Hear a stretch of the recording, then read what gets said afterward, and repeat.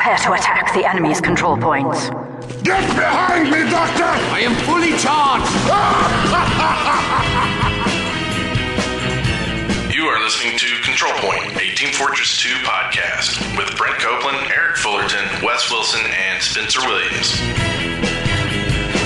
Control Point, Episode 20, recorded on March 2nd, 2008. I'm Brent Copeland. I'm Spencer Williams. And I am Wes, the Demo Man. Dun dun dun. Oh man, you're already pimping that stuff out. Come on, it's going to be fun. The show just started, man. I had a special request, actually. Someone requested that I get everybody to do it, but I felt stupid making you guys do it. Well, I had a special request that we not have Eric on this show. So I've got some good news. Your special request has been filled. Should we tell them where Eric is? Sure. Yeah, we beat him to death with the briefcase. He's less than 100 yards from us. Yeah, he's asleep. We went and we knocked on his locked door, and we offered him chocolate hearts left over from Valentine's Day, where we still have candy. and I offered to dance for him. And he is. I did not. He is sleeping in the bed. Yeah. And is he sleeping soundly? And is he dreaming of puppy dogs and I don't know what else you would dream of? People knocking at his door. Annoying friends who won't leave him alone. I want to go to sleep. Leave me alone. So yeah, he's a jerk and we don't like him anymore. So we kicked him off. Wait, did we do that joke last time he missed? I think so. He's always missing. That's because he doesn't like this podcast. He doesn't. Yeah, what a jerk. Or any of the people who listen to it. I'm doubting his commitment to Sparkle Motion. Why do people make groups for him? I just don't understand. I don't know. There are more people in my group now, but it's not. Are you out inviting people? No, actually, no. I haven't. I haven't invited a single person. I am absolutely telling you the truth. You know what? I hate to say it, but I'm going to have to say no more talking about Eric ever again because he clearly doesn't love us. I got a briefcase here. You've got the briefcase? Oh, that's good. I thought it was locked up with Eric. I did too. I got a brand new briefcase. Really now? Yes. Too bad it doesn't have a mic in it. No, it has no mic in it. It doesn't have anything in it because my briefcase sucks. It's brand new. What do you want from me? I don't have anything in this briefcase. Well, I've got a bunch of crap I can put in it. You want me to tell you what I would put in your briefcase? Okay, yeah, this bit could get a little lamer, so go ahead. Brown chicken, brown. This is what I would put into your briefcase, Spencer. First, we've got reconnaissance from the Badlands. Woohoo! Badlands. And I'm putting it in your briefcase. Yeah. You know what? Stop that. Stop that right now. The next one was even better, though.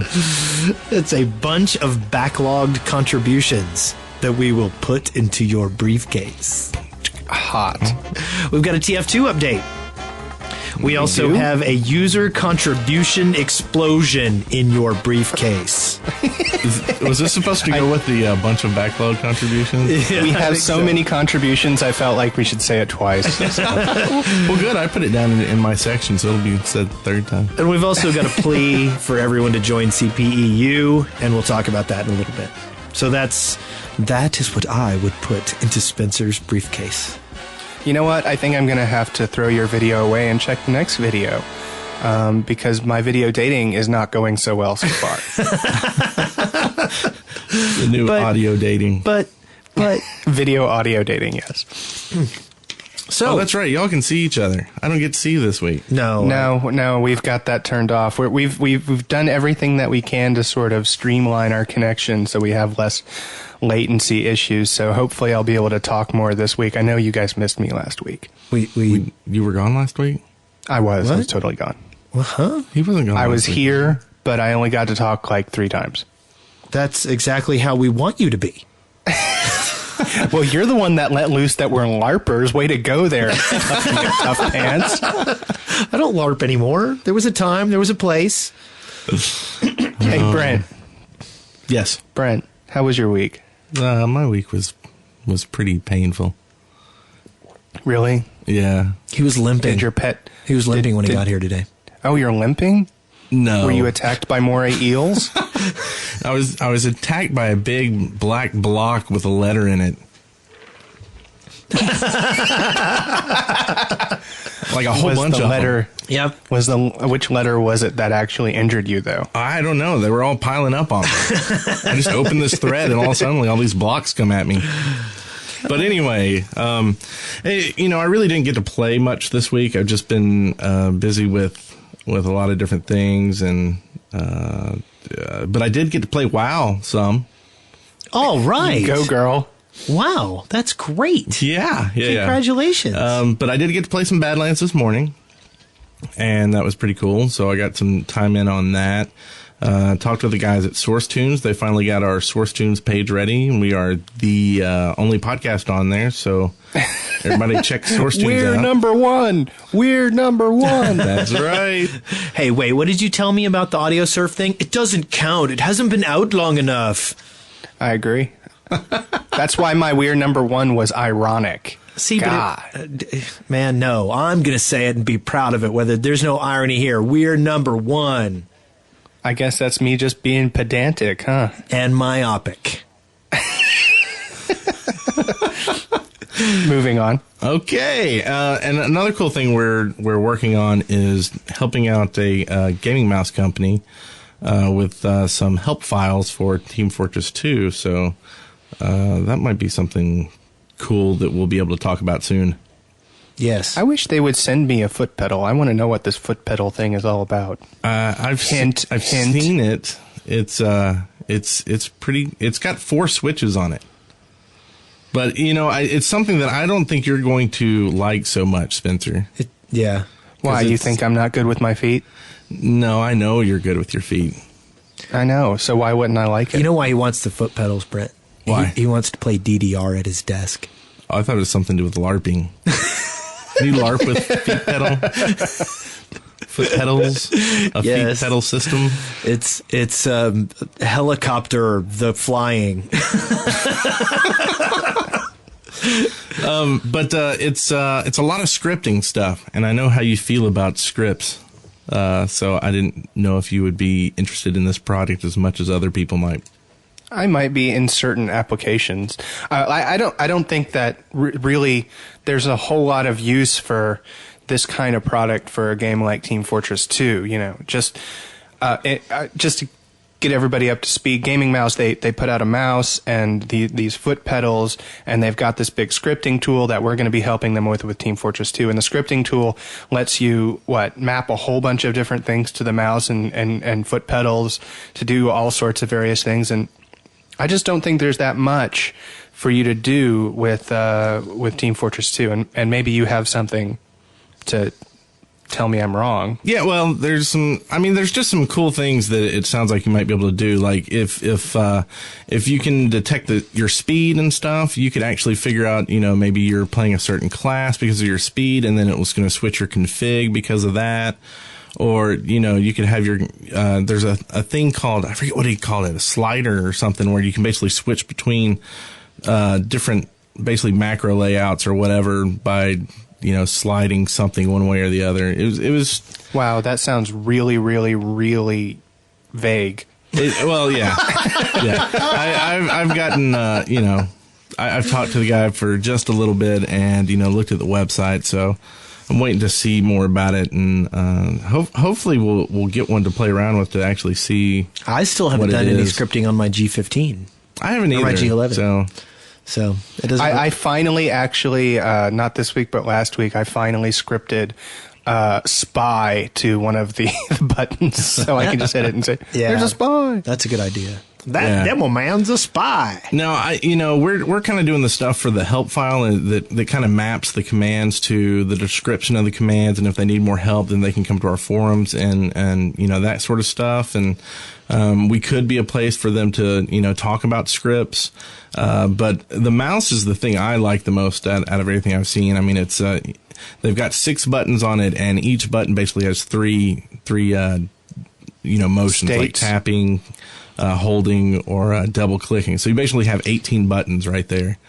And it's kind of a dial, it's got a dial feature kind of built in, and 32-bit Yeah. Yep. It's actually a really slick looking piece of hardware. I actually looked at it a while ago, but it doesn't look like it's for everyone. It definitely does not look at all, what is that word, ergonomic. No, it's not. Yeah. I mean, it looks like, if you can imagine a mouse that looks like a volume knob, I mean, that's what it looks like. It looks like a volume knob with buttons on it. Yeah. I thought it kind of looked like a jellyfish. Yeah.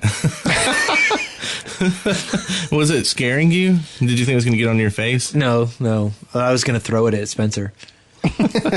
Apparently, jellyfish attack me all the time. Even when you're nowhere near the water. Yes. All I these know. in-jokes, these are going to come back to haunt us, and I'm going to explain why later. Okay, go on. No, later. Brent, you got anything else? Nope, that's my week. How about you? I really don't have a whole lot to talk about this week. I will go ahead and say that for the first time since we started doing the podcast, even including the weeks when I was moving, this is the first week where I can say I have not played a single game of Team Fortress 2.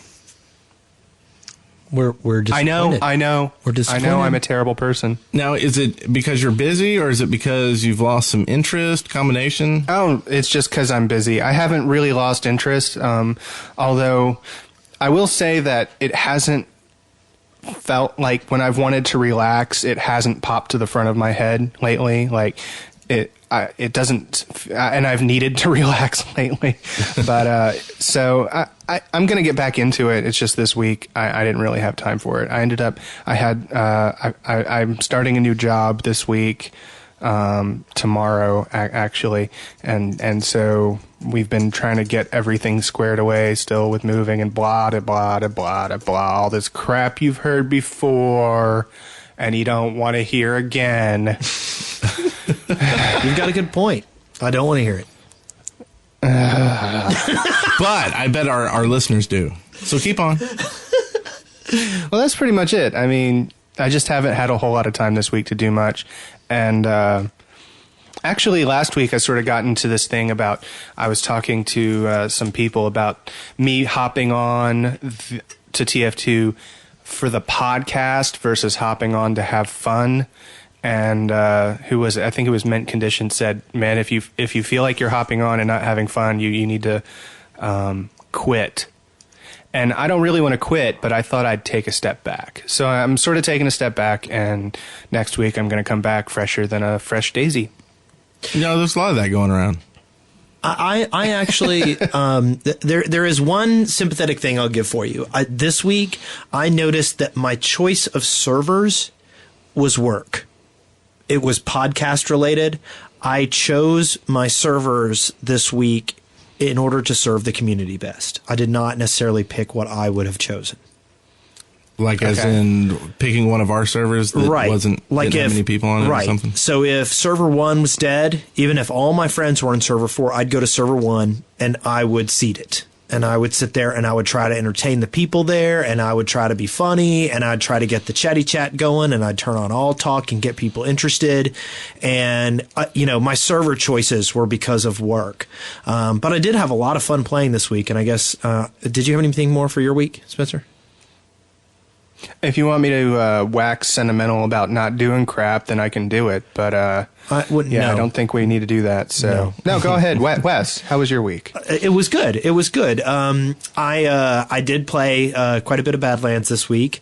I put the server on it, and then I don't know exactly what happened, but it decided it never wanted to go off of Badlands. So do you remember when you messaged me, Brent, and you said, "Nice score"?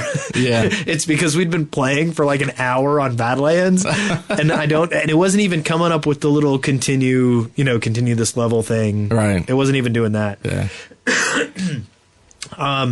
We did have a lot of fun, and I did find that I could seed, CPU1 back up, and, I get random complaints, people are like, oh, there's this going on or that going on. So it's good to have, an admin on, even though I'd look over at server 4 and go, hey, I want to play with that guy and that guy. So, but if people can't come and play on server 1, that's their loss, because that's where Wes Wilson is. Yeah. And, maybe that's something we should talk to some of our mods about is, and here I'm doing it again. again, we should probably talk to them before we say something like this on the air.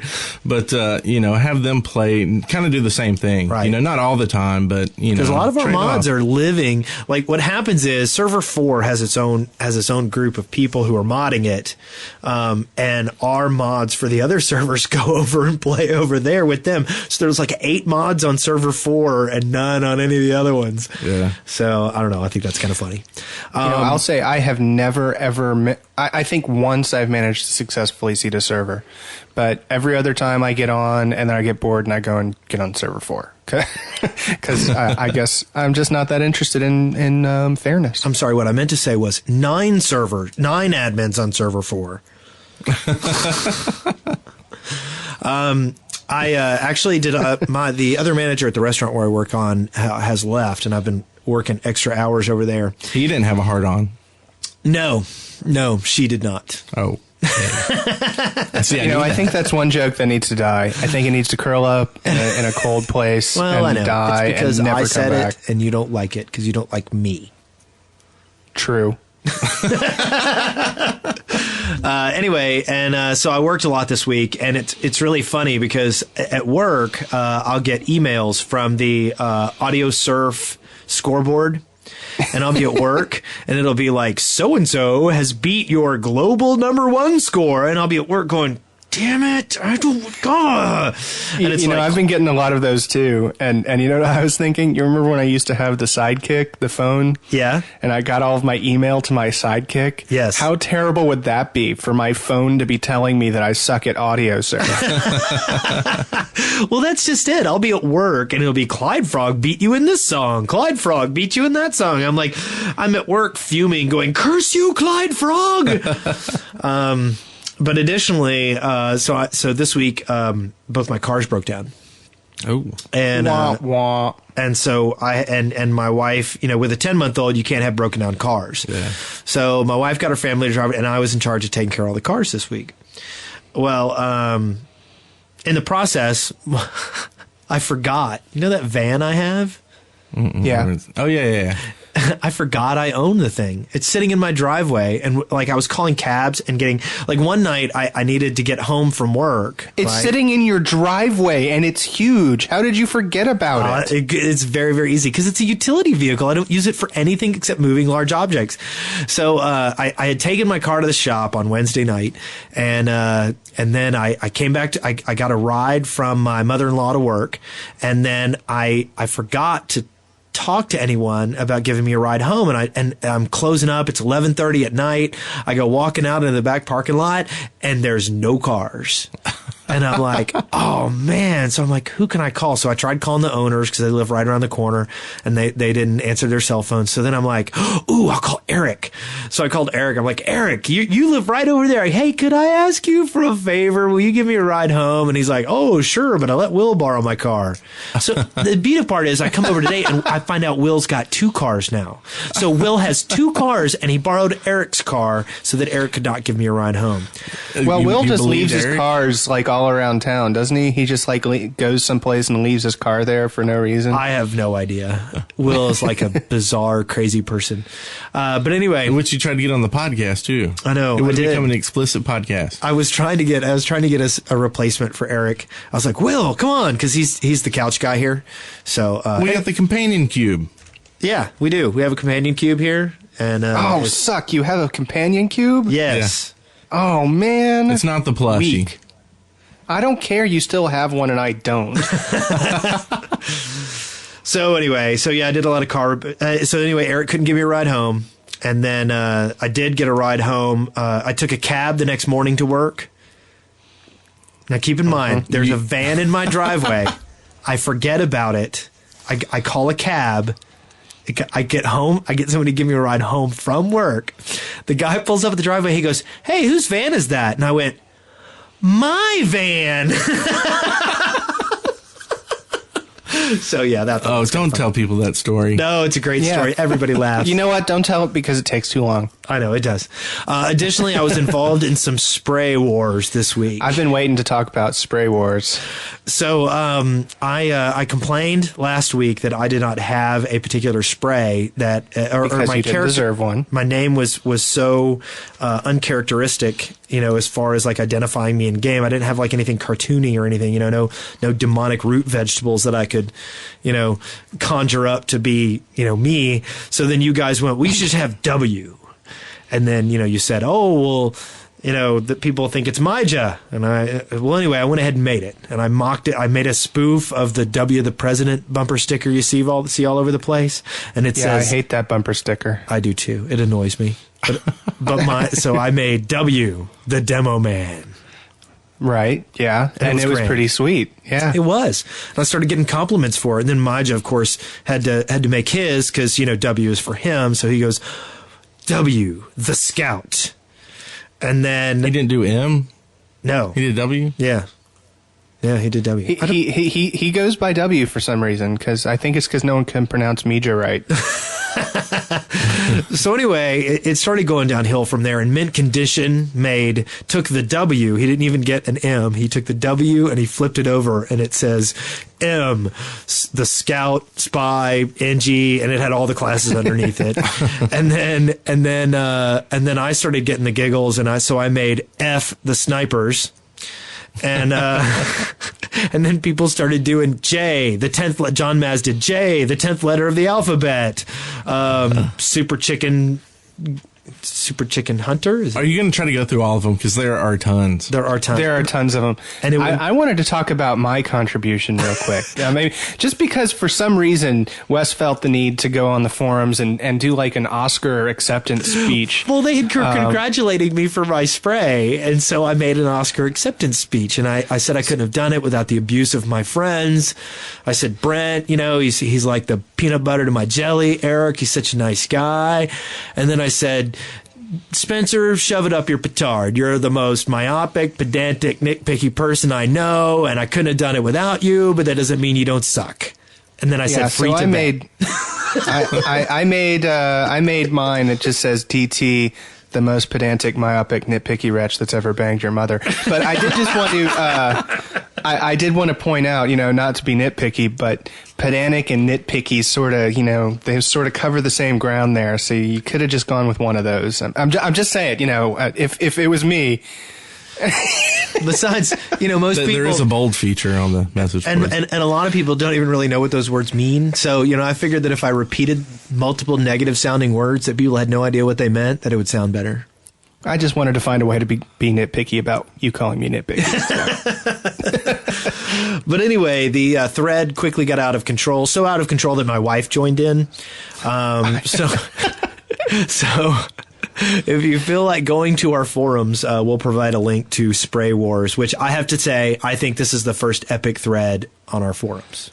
I have to agree. It's pretty epic. There's even a spray that says E, epic thread.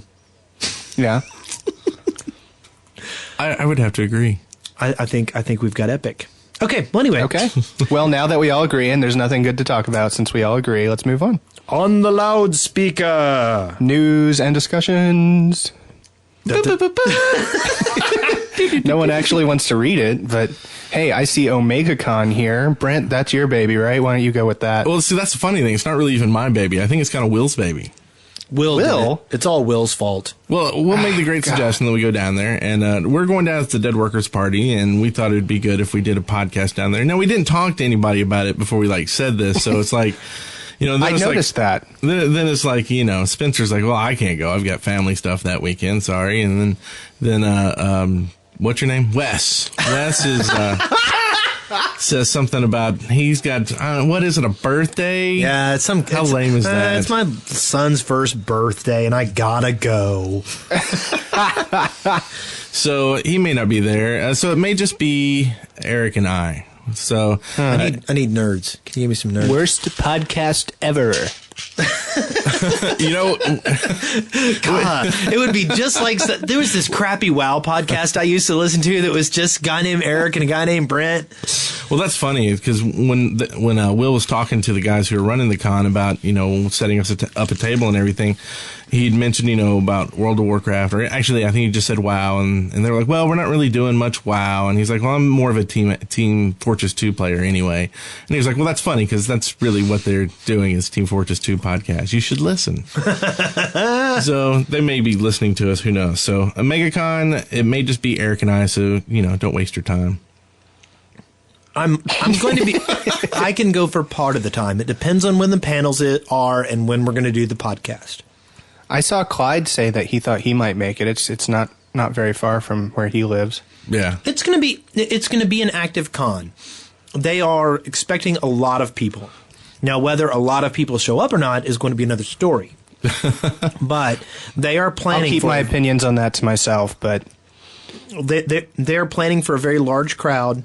That's probably the best kind, right? If no one shows up, you're the only one, and they've got all this stuff that's supposed to be for all these people. Yeah, because when you go to a great big nightclub, it's great being the only people there, isn't it? Well, I hate people, though. I hate crowds. I hate walking through those crowds. I just want to go up and see all the panels to myself. Which one do I want to go see? I could probably even say, hey, can y'all do the panel a little later? Because I'm the only one here. So if you want someone there, just hold up. 15 minutes, I'll be done with this guy. But it should be. There's a lot of stuff going on. They've got a lot of people coming in. There should be stuff to do. I recommend. I mean, I can't. There will be activity to do. Even if you can't be there while I'm there. I know a lot of people might not go since I'm not going to be there, but part of the time. I think people are going to come dressed up as like big black boxes with the letter W on it. That's great. I would support that.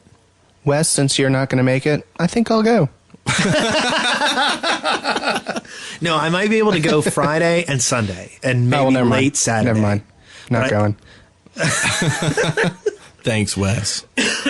Well, The only thing I might be able to do is stop by on my drive home from, because I'm actually going to be in Huntsville there because I've got birthday things to do while I'm there. I might be able to stop by on Sunday when I'm driving home, but I mean that would be for like, hey, direction. Showing up on the last day of the con when everyone's too tired to do anything. You'd be going the opposite direction. It's in Birmingham. Yeah, so you'd go the opposite direction. No, I mean it depends. I want to take just making that up. No, I want to take. I have to get on 20, and I don't want to take the bypass on Atlanta, so I go through Birmingham to get to 20. Really? I mean, I can. You don't take it's not that 24 far over? out of my way. I'd like to welcome you to the Google Maps podcast. Wow. So let's move on. Art contest. There's a post. I want to start a whole new podcast about best ways to get to Atlanta from Huntsville. I'm sure we could get like 9 or 10 hours out of that. That seems like that'd be a very art contest. podcast. Go art contest. More nerds, please. Oh my God, how many are you going through? No, I'm kidding. I'm going to eat more. I don't need art more. contest. Art contest. We've got a thread up on the what is it called? Forums. I'm forgetting words today. On the forums. All about the contest. What you need to do. So go there, sign up if you want to work on your art. We got our first submission in. Wow, that was loud. Yeah, you just beat the mic with our submission. And it is from Maija Wynn. And it's sent Royal Mail. And so I don't know if you want to open it, Wes. And just in case you were curious, his address is 562. Oh, I'm sorry, just kidding. But we're going to try to find, it's pretty big, so we're going to try to find some way to scan it in and get it on the site somewhere so people can see it. Sweet. But that's about it for the contest. So we need more, though. We need more. I think we need yes. more. Definitely. Send more. We need 12. Not me, Joe. We need someone 13. else to send some. Well, no, I guess our logo will go on the front. Yeah. Anyway, there was a TF2 update. Yeah. Tell me about that. It broke my heart. It did. Well, it gave me a heart on. What? A sticker. A little a sticker. Yeah, it gave me a heart on my chest.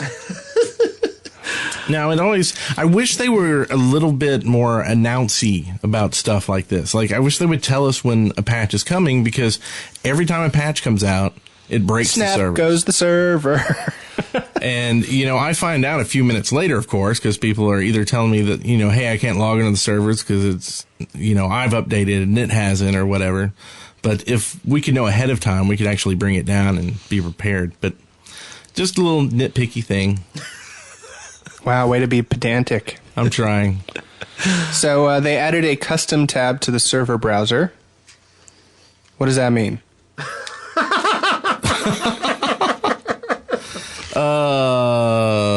So you can look for custom servers. Yep. There are now, one of the things I was wondering, does that mean custom rules or custom maps? Does it differentiate between the two? I think custom models? Custom rules, because they also added in tag filtering for servers running the custom rules. Okay. So, if you want to play on a server that has no crits, you can search for that. Right. Or respawn times. Or max players. medic only, melee tiebreakers. I want to play on that server. Yeah. Wow, So is sudden death working for you again? No, I have not been in a sudden death match since. You're too good. You keep winning. I guess. I don't know, but it's sad. It hurts my heart. That's what the W really stands for. I know. W. Weak. The sad. Okay, so they also released the tournament mode, MP_tournament, which does some different tournament typey things. Disables player limits, auto balancing, and intermissions, and stuff for handling team names and win results and things like that. So that'll be kind of cool for all the tournament players. I was wondering, is that? And I honestly I don't know this. Does anyone know if there's like a tournament mode for like Counter-Strike that this comes from or something like that? I don't know. I never played Counter-Strike though. That was just pure supposition on my part. So if I'm wrong, don't flame me. But I'm sure someone could call in, and let us know. Yeah. That would be class important. balancing. Here's the sticky stuff here. Yeah. Reduced the soldier's maximum rocket reserve ammo from 36 to 16. Reduced Dimmerman's sticky bombs from 30 to 16. Reduced Dimmerman's grenades from 40 to 24. Now, what the bleep? Yeah, the reason was spam. I mean, it's they took the two most spammy weapons and they reduced how much ammo you have so you can't spam them. Now, I don't know if I still agree with that. I completely disagree with it. I mean, I'm sure Wes can talk about from the demo man side, but from the soldier side, what is that? 4 reloads you get? 4 full reloads? Yeah, I mean, it means you've got to kill people to get your ammo. I still say the spammiest weapon is the flamethrower. Yeah. The flamethrower gets used spammier than any other weapon in the game. Why aren't they down to 100 shots? Well, I think because they're spammy more when they're next to a dispenser. Because they do run out of ammo pretty fast already. And if they're going to be spammy next to a dispenser, it doesn't matter if they have less ammo. What exactly is the definition of spamming here? Just so I'm clear. Just taking a doorway and filling it with death for a long period of time. Which I think that's so ineffective that... Yeah. I mean, we don't see a whole lot of that on the CP server because we have, some higher level players, so we don't see a whole lot of that. But the times I'm spamming are when I'm coming across off our bridge and there's a sniper up there. Yes, I'm going to spam him. Because that's my only way to keep him from blowing my head off easily. Yeah, because essentially what it's done in my soldier play. 80% of the reason why I would play a soldier is because a sniper was making me mad. And my anti-sniper weapon was the soldier. And you might laugh, and that was a really poor choice. But no, it wasn't. Because if nothing better, I could sit there and I could put something in their face so that even if I wasn't going to kill them, I was going to stop them from sniping. Okay, now I'm happy with the change. What? No, I mean, I absolutely agree with Wes. I mean, I understand where he's coming from because it's just a suppressive fire technique. Put some pressure on the sniper to reduce his effectiveness. I mean, it's not as good as another sniper, but then you end up with sniper wars and no one wants that. So obviously some people do, like Valve. Yeah, what's up with that, Valve? Thanks for making this great game and then screwing it up. But I mean, honestly, playing with it, I like having more ammo, of course, but I haven't really noticed a huge issue with it, as long as you just got to make sure you're hitting the ammo packs as much as possible and killing people and getting their ammo. I'm going to take this time to put the Demo Man nerf into perspective. Okay, every time I would protect a control point, I would put 8 stickies down on it. I am allowed to do that 3 times before a reload now. Well, now, as someone who doesn't play a demo man, I have to say, if all you're doing is stickying a point and not doing anything else, I'd rather you not be on my team to begin with. I mean, I know. You're not doing a whole lot of good. Well, obviously, I'm doing other things. I have another weapon. Gah. Well, you are. I know you are. But if your sticky bomb reserve ammo is holding you back from being able to play a whole lot, I kind of feel like you're not doing your job. So you get 24 stickies? You have 16 reloaded stickies. So you start with 8, and you have 16 more in reserve. Okay, so you can only reload twice. Right. But every time you use your stickies, now you should only be using these when you kill someone, right? If you're doing a point. Yeah, because obviously I always succeed at blowing people up. What? That makes no sense. Sometimes No, if you're using all your stickies on a point, you're not going to blow them unless you're killing someone. Unless I'm trying to kill someone. Right. Yeah. And you're good enough. You should be killing someone. I don't want to hear this lip off you. That's a bunch. That's ridiculous. Okay, let's pretend no engineer has set up defense. Hey, I agree with you. Okay. I think it's ridiculous. It is ridiculous. Okay, now the next thing is my grenade launcher ammo is now the reserve is now pulled down from 40 to 24. Let's pretend I'm on top of point B attempting to defend point B in gravel pit. Okay? Okay, so that bullcrap tactic isn't as good anymore. What do you want from me? I'm not kidding here. That tactic was never anything but frustrating for everyone except for the stupid demo man. I don't know what you're talking about. It is a primary tool for defending gravel pit. It's considered a rational way to handle the situation. Yeah, it's not so rational no more, is it, Mr. Only 24 grenades in your sack? Oops. Oh. Let's don't tell Eric. You want to edit that out. My bad. Okay, but regardless, usually every single time I shoot pipe bombs, I shoot them in bursts of 4. So now I have 7 shots.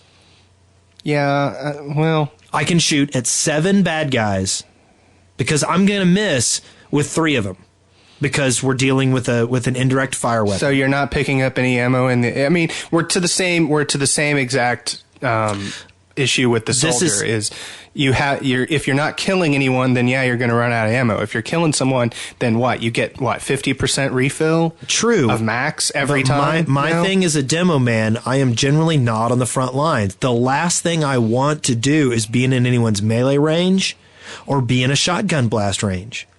What I want to do at the same time, as a primary heavy player, as a heavy, you run out of ammo all the time. So I guess it's sort of, maybe that's what they're going for, is ammo becoming more scarce in general. But as a heavy, as a heavy right there and in the middle pyro, of everything. As a demo, I should not be in the front. Yeah, what's your point? You can go back much more easily and get ammo from a dispenser. Oh, that's the thing we need to do. We need to have the demo man yelling, "Need a dispenser here!" That's what I'm going to start doing. 3 friggin' seconds. I'm going to start saying that if I'm going to be an effective demo, I need an NG at my beck and call. Now, I do think you're going to spam that voice command. Hit the demo man harder than the soldiers because the soldiers can fall back to the shotgun. And it's a little more difficult. We have no supply of bullets for any kind of gun. Well, that's because you suck. There, he said it. I'm done with you. I'm done with you. And that was the loudspeaker. Now we're going to move on. You know what? I think we can all just agree real quick that it's a bullcrap first-class balance, and we all hate it. Except for everybody on the forums thinks it's great, I think. Well, you know what? They don't count because they don't have microphones. And there is some good debate there. And I'm not completely discounting the fact that spammy grenades in large quantities from, 5 demo men isn't kind of like, the old grenade spam. But.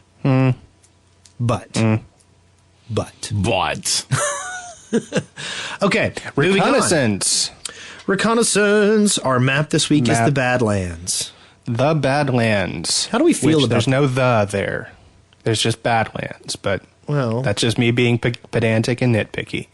Now that you mention it, that is. How do you feel about Badlands? I actually like the map a lot. The basic layout is fairly simple. You've got 2 bases. With points inside the base, with capture points inside the base. There are multiple levels to the base, multiple entry points into the base. Just outside, on the left side of each of the bases, is a spiral spire of Earth, and at the top of that spire is a second control point, and that would be 2 and 4. And then in the middle is kind of a railroad track. Minecart is it is a railroad track with a control point in the middle of it, and it's a bridge over a valley, and it is a 5 control point map. And I do like that it differs from the granary and well style in that they are not as linear. It does not the ways to get from point to point are more varied, and the angles that you take to attack the various points provide a less linear pathway from point to point. I absolutely agree. It is. Hey, I agree too. Well, oh my God, you agree with most of the things I say. Hey, I don't agree with that. The interesting thing about this, unlike some of the other games, the capture times on this are greatly reduced on points 1 and 2, or 4 and 5. The capture point on 1 and 5 is actually so quick that unless someone is able to immediately run on the point and defend it, it will be captured.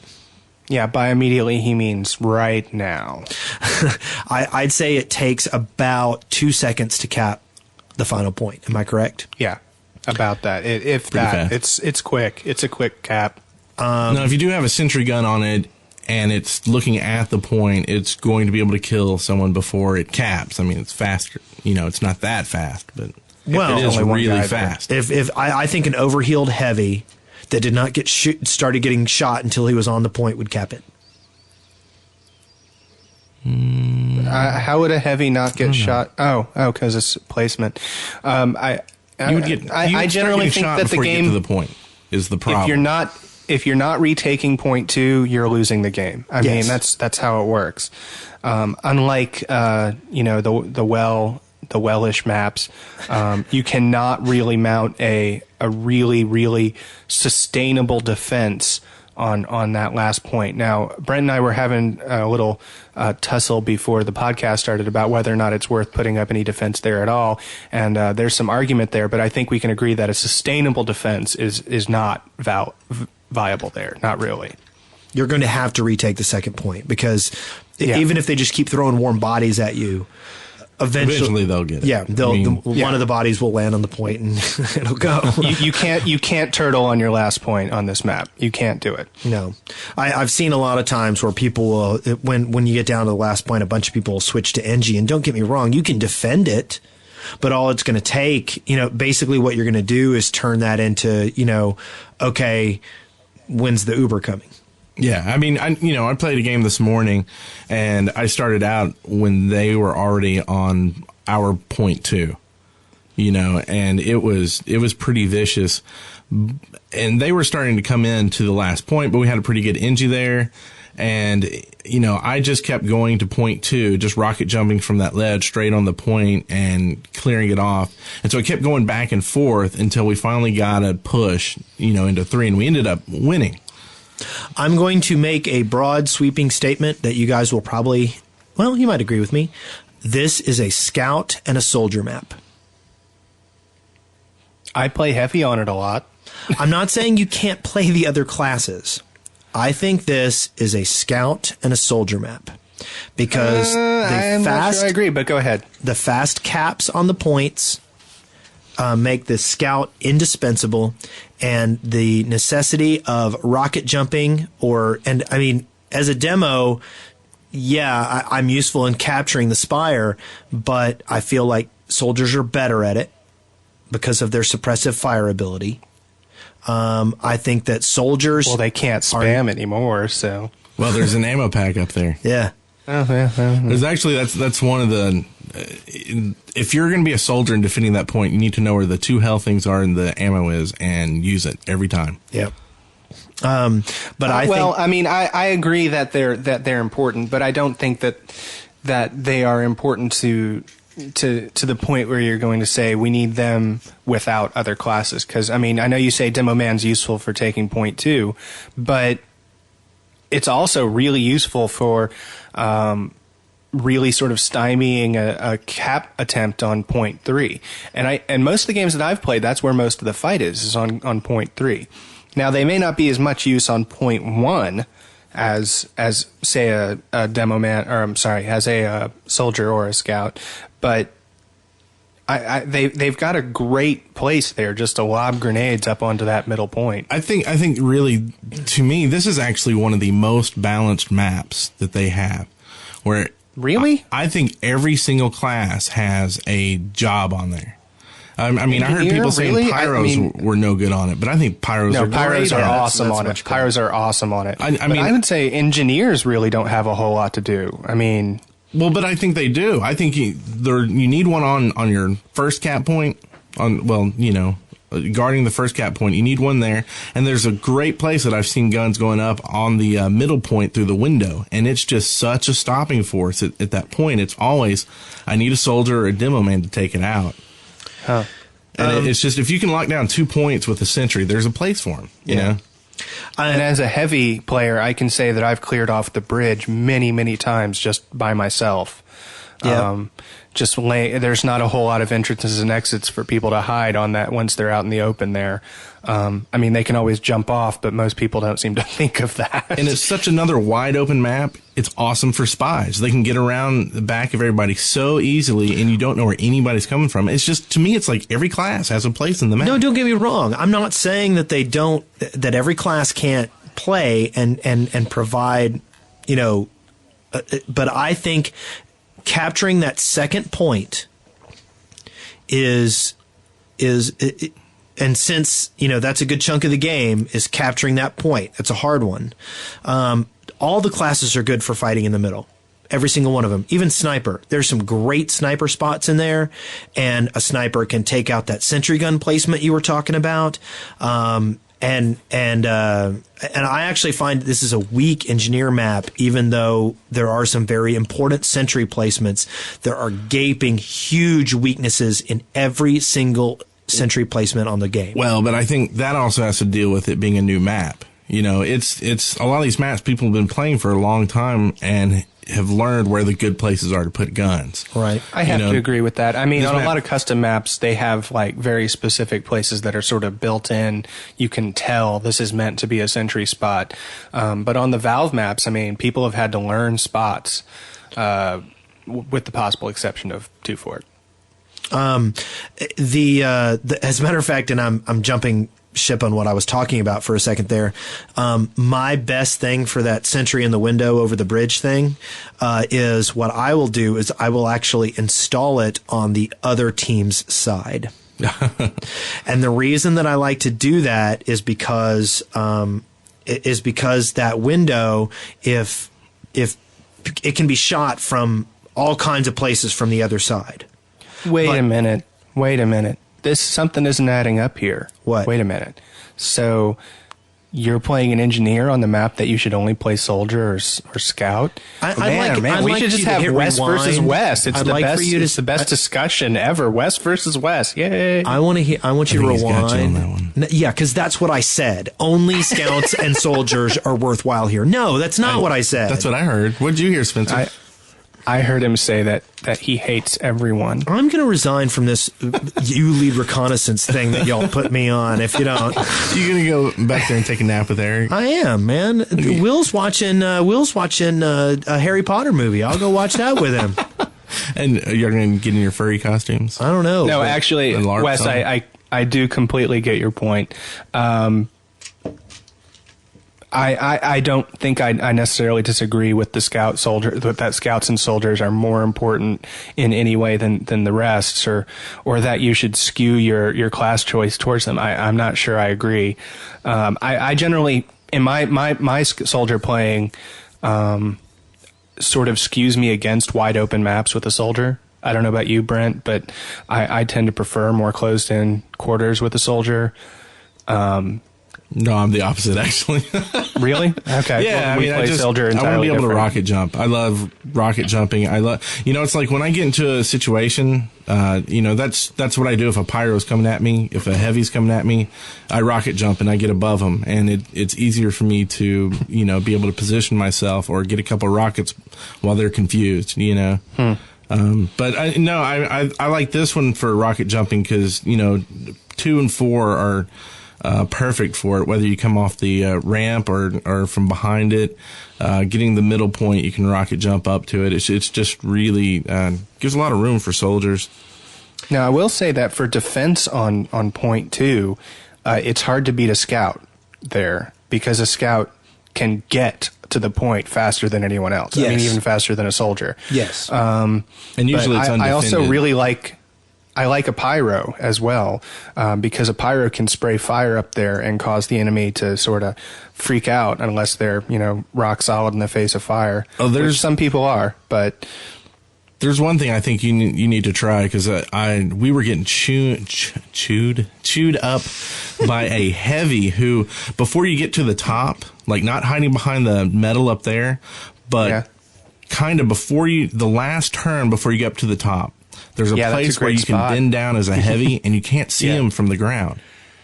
And people coming up there aren't expecting him right there, and they just, it's almost like freezing. You're just getting chewed up, and you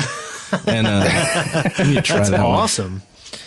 I think that, and I'll repeat this: scouts and soldiers are indispensable for capturing or defending that second spot. I agree completely. I think that. As far as engineer placements go, there are lots of places that naturally look like you can build there. But then once you put something down, it takes about 5 seconds for it to be destroyed by a soldier who sees it from, more than max range, because almost everything's out in the open here. Yeah. So I haven't been afraid. I'm not afraid of other people's sentries on this map. No, me neither.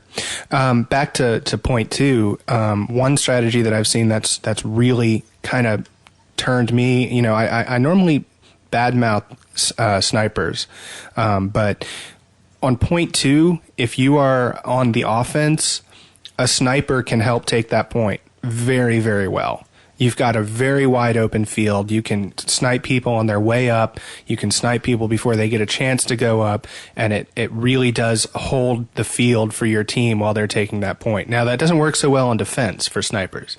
There isn't really a great place for a sniper to go that they have cover, that they have a wide open view. But I got on the receiving end of that, and it was really frustrating, but it worked really well. This is dead air. Did someone click on me? What happened? It was so profound. I typically play a lot of Demo Man and Medic on here. It's been helping my Medic hours because I don't feel the need to play Engineer as often. I see less medics on this map, it seems like. I've been switching to medic a lot, too. Which is very surprising. I think this is a really prime medic map. There's a lot of corners that the medic can stand behind and overheal people who are about to enter high combat areas. Like, let's say, you got a bunch of people who are, about to go out and try to retake point 2. You can stand around the corner, overheal everybody, and get them going.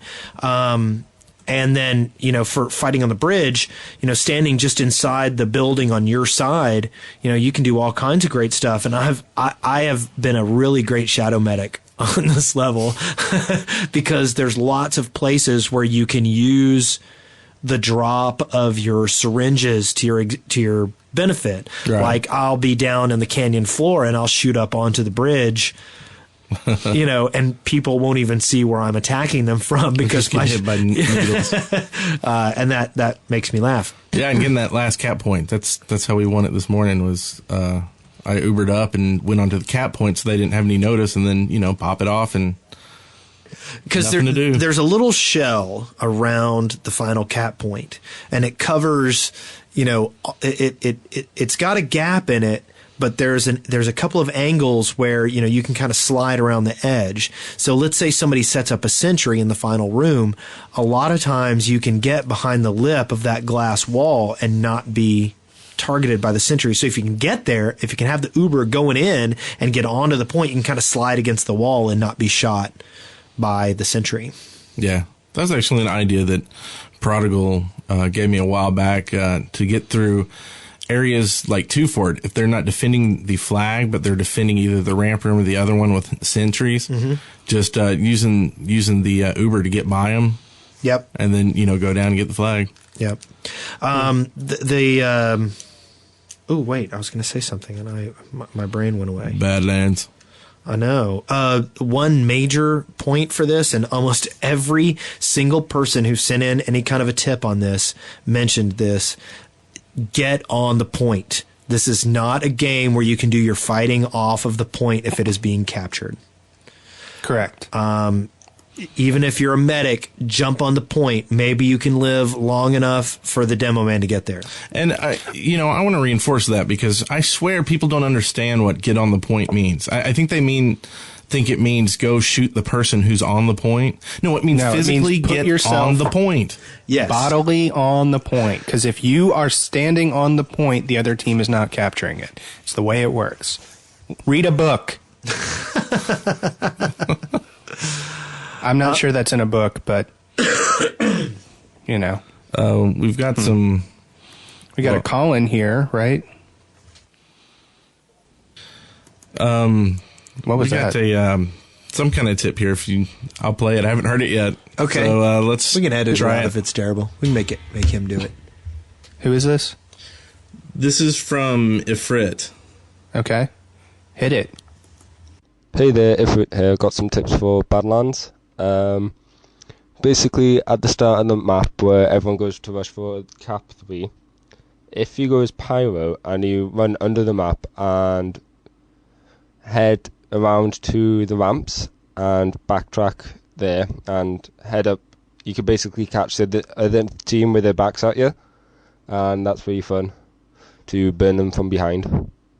Another tip when defending point 2, if you're a demo man or a rocket man, you should be aiming at the guard thing, like barrier type thing in the at the edge of the point, because if there's anyone at the point, the splash damage from there will most likely kill them or knock them off the point. I think there was another one, but when defending point 3, it's also a good thing to do with snipers and pyros and spies. It's a big place and you can easily get behind the enemy. So just explore, basically. Keep up the good show, and bye. All right, thanks a lot, Ifrit. Some good stuff there. That did sort of bring up the point that unlike the older maps that we're more used to, we don't really have a good handle on what to call places yet, do we? No, we don't. We should start that. I hereby declare that point 2 and 4 is now known as the Spire. I think people have already settled on that. I know, but now I have decreed it. It is decreed. Yes. He brings up a very good point, though, and I should have gotten that to before, actually. There are some really good avenues for travel for people who are playing ambush classes. And Cyan also brought up some of this stuff. When you're going into the first battle for point number 3 on the bridge, a lot of times the pyros can take one of two paths. First off, you want to go on the cavern floor, and you want to either go up to the right as you're heading towards the bridge, and that will put you right, just sort of kind of behind their forces, or you can go under the bridge and come up on the right side as well and get behind them there too. And those are both great attack points for pyros. They're also pretty good for heavies. So what? They're pretty good for heavies too. It's just, it seems to take a little longer. So I've done it with a heavy, but a lot of times I get the wrong, like if you have somebody's attention while you're running across the floor, you'll get killed a little faster as a heavy than you will as a, plus you're a bigger target because you're fat. True that. Now he's talking about weight. So Fat we like got another tip here. PHAT. This one's from WizPig64. Hit it. Hey guys, this is WizPig64. I'm calling in with a quick Badlands tip for the scout. On the third point as a scout, you can double jump your way onto either of the 2 train cars. When you spot someone from the other team coming from point 4, you can quickly move around the train and jump over it to attack them from above. I like to use this on soldiers, as they can't fire at your feet when they are below you, and also against heavies, because they are often focused on attacking the point rather than someone jumping at them from above 90 degrees to the left. Alrighty guys, thank you, see you later. That's a great tip, and as a heavy player, I'll say I've been caught by that more than once. Now, as a heavy player, I've also learned about that. So if a heavy player is being very cautious and wary of what's going on with that train car, he can counter that very easily. But again, not everyone plays as much as we do. So I've also seen engineers build their teleporter exit on the back end of the train car for your side, because a lot of times as people are moving from point to point, they'll ignore that. So if, like, say the opposing team gets point 3 and is heading towards your point 2, they won't see the teleporter exit on the train car. Cool. No, I mean that, really. Cool.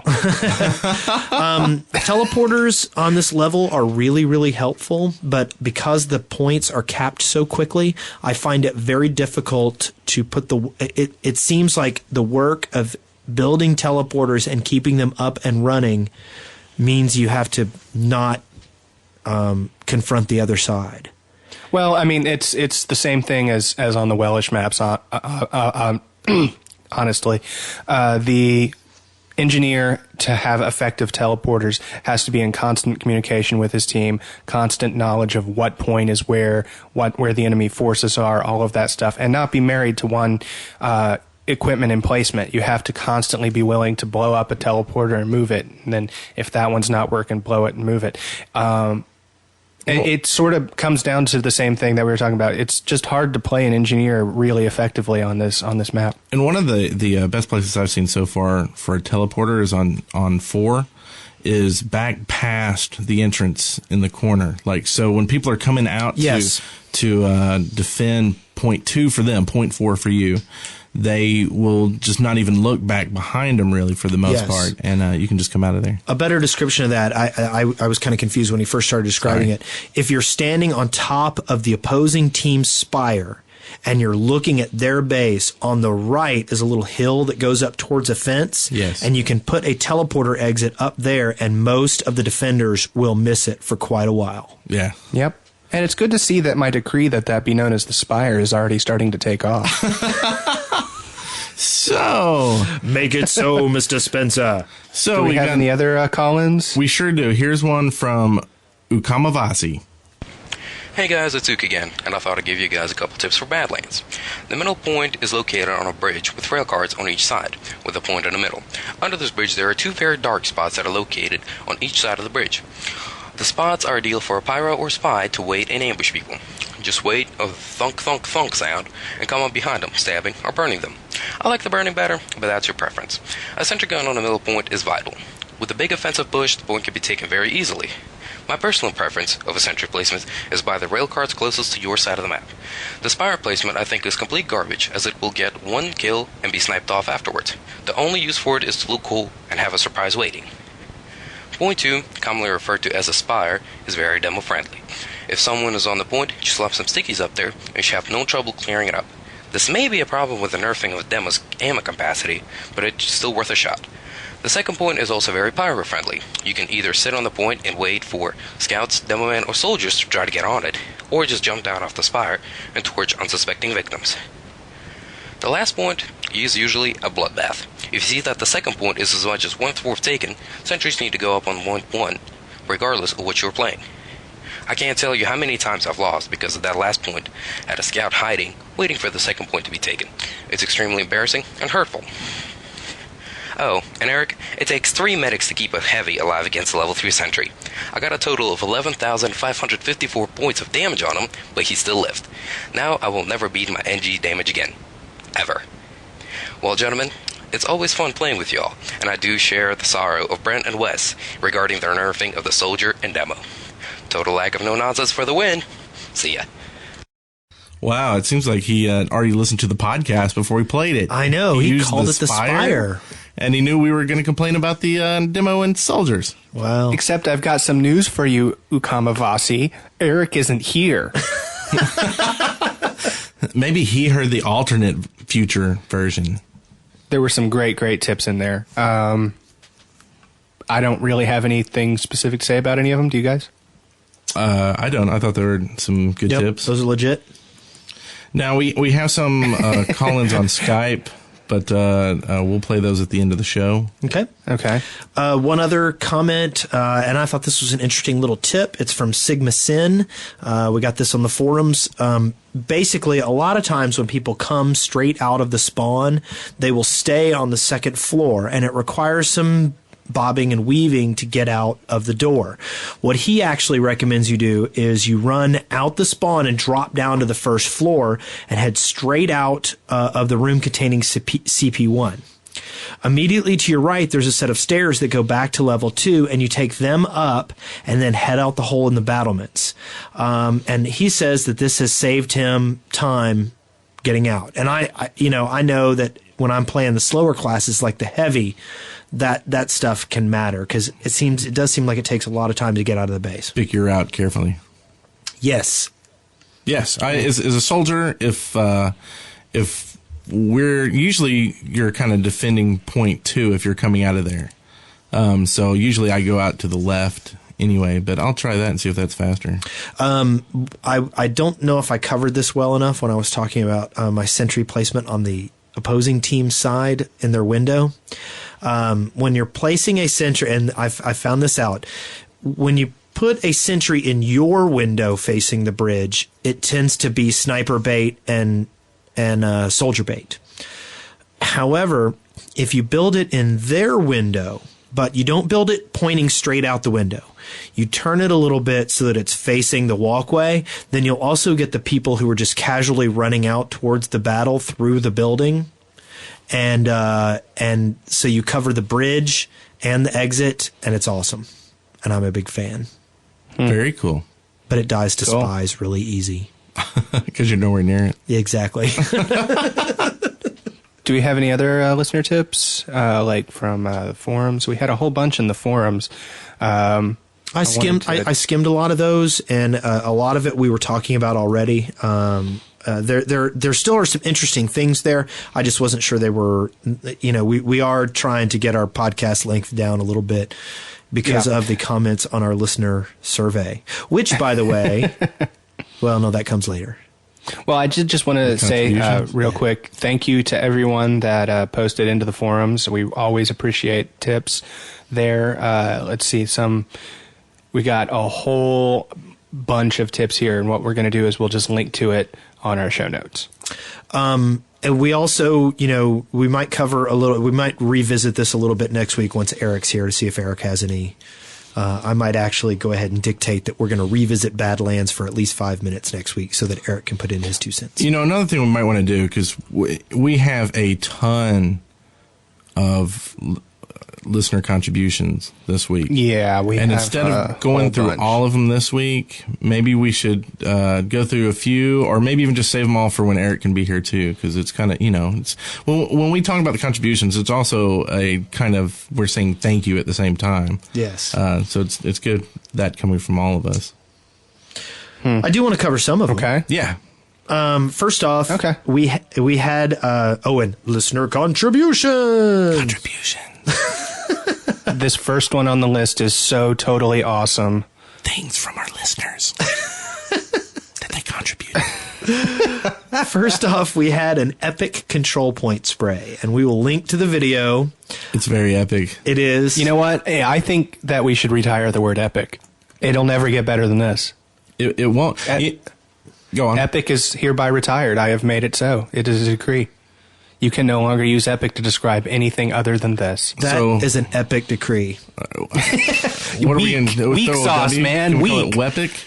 Wepic. So this was so wepic that I actually got an email from the wegame.com site that hosts videos that I think Eagle called in or sent us a tip about WeGame last week or a couple weeks ago. I got an email from the site that said, "Hey, have y'all seen this?" and linked it to that. So it's really cool. And there's so many people who are involved with it. And their names are all at the end of the video. I can tell you this. It was created and edited by Mr. Eagle. And then it starred Rasputin, Cardinal, Jolly Eskimo, Kay Burnell, Unicycle Jester, Moot, Clyde Frog, Risu, Mint Condition, PB and Flash, John Maz, and Mintalk 1982. There was also, don't you love it when I say there was also, a special thanks to Clan Killers Inc., because they didn't want us to find out about it. So they actually contacted Killers Inc. and they had to talk to a bunch of admins, but they basically shut off their server just for them for 2 hours. Oh, wow. So they wanted to give a personal thanks to Clan Killers Inc. And I do too. I thank y'all, because I'm getting chills. Yeah, and we haven't actually described what the video is. What it is many, many, many podcasts ago, I think it was Eric supposed what would happen if if a whole bunch of people tried to make a whole bunch of sprays come together to make one giant picture. And I totally poo-pooed it. I thought it could never be done just because of the sheer headaches involved and someone getting all tomfoolery-ish on you and like screwing it up. But they totally pulled it off. I think, what is it? It's a grid of about 12 sprays or something like that, and it just looks phenomenal. And but they made a video, and you can see it, and there's some great still shots in there, and they totally surprised us. None of us knew it was coming, and then we got an email from these other people going, "Dude, have you seen this?" And if you do listen to it with the audio, and you will hear who was the one talking about it. Yeah. Was it not Eric? No, it was me. And me. Okay. Even though Wes says it was him. But. It was me too. You were. Well, it wasn't me, because I thought it was impossible. Nobody can tell our voices apart anyway. That's true. Hello, my name is Spencer. This is how I'm going to talk from now on. Click. So what else we have in contributions? What's this next thing? Question. Well, Ifrit also made. Did you see the one in Gmod? Oh yeah, the CP logo. Yeah, with all the what were they, barrels? He made some explosive barrels in Gary's mod, and he basically, and the video is fast forwarded, so you don't have to watch him laying out all the barrels. But he creates a giant control point logo, and then he zooms the camera out so you can look at it from above, and then he detonates it. And it was awesome. Yeah, I want to see some behind the scenes footage of it, because it was really cool. He says he did get some instructions. It's so funny because when he detonated it, it was so active it slowed his processor down to like 1 frame a second. Awesome. But I think it was Mint. I think it was Mint. I don't know. I'm getting in trouble because I said the wrong name again. But anyway, they told him how to make the recording so that you could see it even though it was slowing down the processor. Like it would record it. Yeah, frame recording. Yeah. So I'm going to be interested to see that get detonated in real time. and you know how I said Mr. Eagle told us about that site a couple episodes ago? Yes. No, he emailed us about it, and we're telling everybody this episode. We'll put a link in the show notes to software. It's software where you can record your videos for free and upload it to their site. So Fraps, you got to pay for this. You don't. So cool. I didn't know that. Well, Fraps you don't have to pay for if you don't mind the fraps.com logo on there. Your video the whole time. Yes. So what else is in here? There's a lot of stuff in here. There's one from Brain Sample and Monarch who are telling Eric how to do the green background, but we'll let Eric talk about that next episode. Yeah. Okay. Yeah. Oodles of maps. Yeah, and these are maps that we've had for a while or just gotten, but we never really said thank you to a lot of these people. Okay, well, why don't we cover that next week? Yep. We would like to thank. We got some more donations this week. I'm sorry, we got some podcast subscriptions this week. We have used it. We're going to increase. We've each got pop screens, and now we're going to use it to increase our bandwidth to the podcasting room, so we can get a better connection with Spencer. Spencer's lonely out here in good bandwidth land. We need more bandwidth. Yeah. Where is that? I'm missing that. We got a comment from Moot. We had talked about playing Badlands and Audio Surf, and he said you can play Badlands and Audio Surf. It's song by the boss, Bruce Springsteen. True, very true. Wasn't there? I did want to point out the Audio Surf Team Fortress 2 remix that Green Dolphin 15 sent to us. We'll put up a link to that. It's an audiosurfboard.com thing. It's a techno remix of the TF2, one of the TF2 songs, and the MP3 is also on the video. It's kind of slick. And I just did want to revisit the subscription we got in ClanPay that helps us pay for the servers was from Thomas, and it was partially for Nico and her work in doing a lot of the personalized artwork for the community. So there's a thank you to you, Nico. We got a message from just a normal kid. He was giving a tip for dealing with Ubers, and the basic idea is if you see an Uber running at you, what you do is you try to place some sticky bombs as a demo man in between the two players and then detonate them, pushing them apart so that the person with the medic will lose the Uber. We've discussed similar things to this, but it's always a good tip. And he also says that the password on server number 2 isn't Wes anymore. Is that true? I believe server number 2 has changed completely to a different address. So he'll need to get that from the front of our website, but it should still be Wes. He says here that the password to server number 2 is not Wes anymore. That's odd. I'm hurt. That's a server that Heroin has... our heroine. I always get it confused. No, it's heroin. Heroin. Okay, who said heroin? I think that's... Oh, that was you being funny. I don't know what you're talking about. It wasn't me. I pronounce words correctly. I think it was Eric. Brent's arguing with the person he imagines here with us. Shut up. No, you. You shut up. Anyway, that's a server that Heroin donated to us, and he was having some lag issues, so he basically just got a new server and closed the old one. We got some cartoons from a Frit. We're gonna link those. Cool. We got a comic posted by Zeep. I have not actually seen this yet, but we will link it. We want to go over the rest next week? Yeah, we can do that. Because this page just keeps going and going.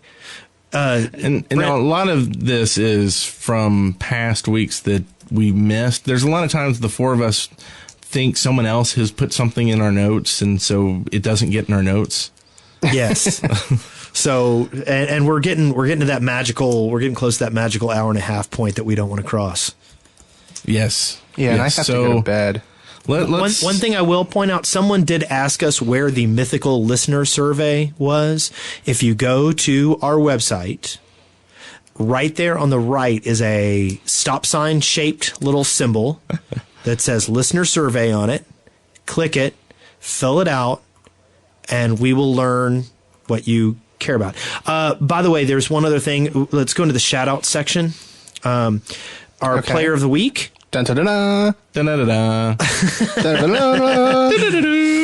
Dun, is Alex, and this is a total meta choice, and I don't even know if I want to go into it.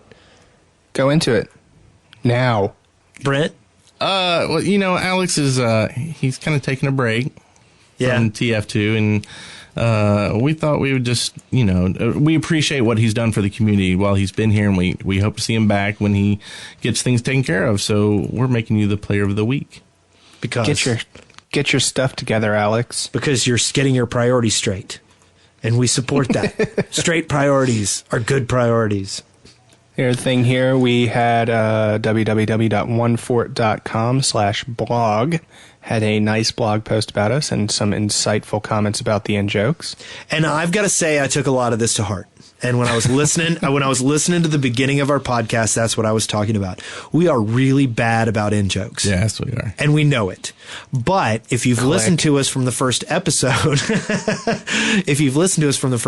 the in-jokes build on each other, and they're funny. They're worth listening to. And I hate that people would not listen to us because of our in-jokes. Yeah, if you want to know what some of the in-jokes are, go to tf2wiki.net/wiki/control_point_podcast, and they are there. And people I hope, are updating that page each week with the new in-jokes if there are. Yes.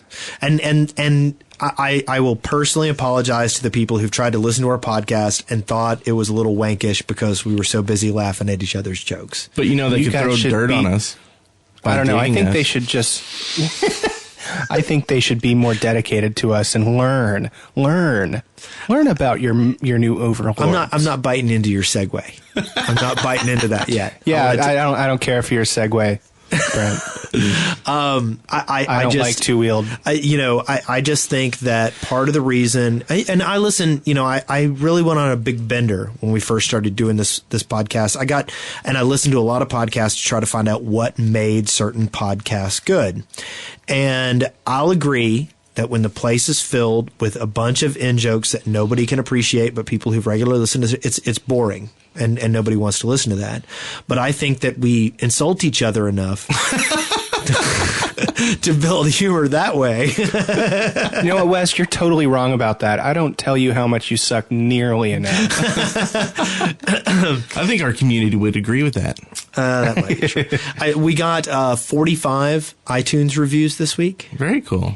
We've had a total of 45 iTunes reviews. We're moving up the second page of the video game podcast. I'm very, very excited about that. We got cool. And I'm not going to even pretend that I memorized who wrote this review, but we did get a really great review from someone. And what they basically said was that we were self-depreciative enough, that we were funny enough, and that we were willing to get serious when we were talking. In other words, he really just described us as really good podcasters, and that made me feel very good. And now we ruined it with this podcast. Yeah, I know. Well, Eric's not here. Our muse is everyone's got to have a suck podcast every now and again. It's just, it's going to happen. So anyway, I'll let you get back to what you were saying earlier there about dirt. Well, you could come over to MySpace and show me what's in your briefcase. Well, we have a group on, you can go to groups.myspace.com/controlpoint and join it. I don't have a MySpace, so. MySpace is like the mall on Friday night. I only go there if I have to, and it's because somebody's meeting me there. Well, I didn't set us up a page for Control Point. I just made a group through our Dead Workers account. Oh, cool. That wasn't a bad idea. So, because there really wasn't a Team Fortress 2 group up there, so I figured they need one. Okay. That'll get us a few also, more views. We, like Wes said, we're up to 45 iTunes reviews. Give us more because we love them and we love you for giving them to us. Yes. There's a lot of love in the room. There is. There's a companion cube. Man, I hate that thing. Give us a thumbs up on the Stumble Upon, because like I've been saying, it brings more people to the page who use Stumble Upon. Join our community and the forums. Or give us a call at 513. Pardon me. I jumped ahead. Oh, man. I screwed it up. Yeah, no one's going to get it right. Man, I'm going to get fired. And, with this, I'm telling you, everybody right now, pull out your cell phone. Pull it out. You got your cell phone out? Okay, no. Dial 1-900-KILL-WES. 256-513-4772. And then hit enter or whatever button you use. And then type in control, CONTROL, POINT. Then hit enter. And then anytime you go, they're completely wrong about this, or I've got a point about this, or blah, blah, blah, blah, blah. Just hit the button that says control point, call it up, leave a message, tell us how stupid we are, and we'll love you for it. Or send us an email at cp@deadworkers.com. We accept voice, we accept text, we accept everything except video because I don't want to see you. And you, too, could be in Spencer's briefcase. Oh, man, I miss Eric. Does anyone else miss Eric? I miss Eric. Yeah, let's go wake him up and tell him we're done with the podcast. Can he edit it?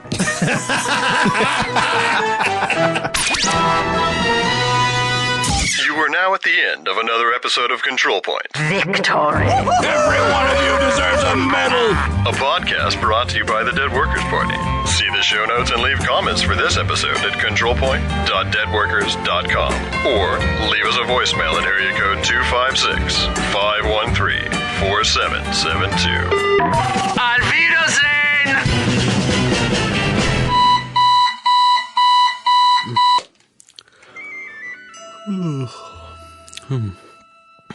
What time is it? Oh crap, I slept all day. Hope somebody's still here.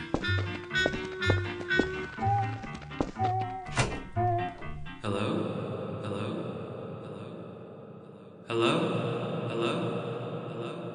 Is there anyone here? Oh, well, I guess I missed the podcast. I'll be here next week, though. I swear. Until then, how about some call-ins? Hello, all. This is Gravity Defier 299. I was calling with a Badlands tip. Firstly, if you respawn in the room, and as soon as you come out, there's the train. If you're an engineer, use your dispenser of some sort to get up on top of there and put a portal entrance. Then you go straight, go down those stairs, take a left, and then go down towards that huge canyon that goes around with the control point up top. And then go and put the exit under the bridge that leads towards the other control point. That way, whenever you spawn, you can jump on that teleporter, especially if you're a scout, end up way over on the other side where usually that's where the other team is fighting at the most. That way you'll be closer to the control point, and you'll also be close to another resupply room. I just wanted to say the Control Point is the best Team Fortress 2 podcast I've ever heard. I actually think it's the only one, though. But you guys are all funny. Wes rules, Spencer rules, Brent rules, Eric rules, everybody rules. You guys are just awesome. Keep it up. Don't ever quit, or I'll be super mad, because you guys are awesome. You give great tips. I love your show. I'm really mad that I didn't see it before. So, see ya. Hi, this is Paranoid Android, calling in for a random spy tip. The spy tip is the B button. Everyone knows that when you attack as a spy, you'll drop your disguise. But what some people don't know is that pressing the B button will automatically redisguise you with the one you just had on. Beware, though, when you die, the kill cam may mess it up, and you'll end up disguising yourself as one that you've never been before. But other than that, it's a great tool to use for disguising on the fly. This has been Paranoid Android, and love the show. Bye. Hello?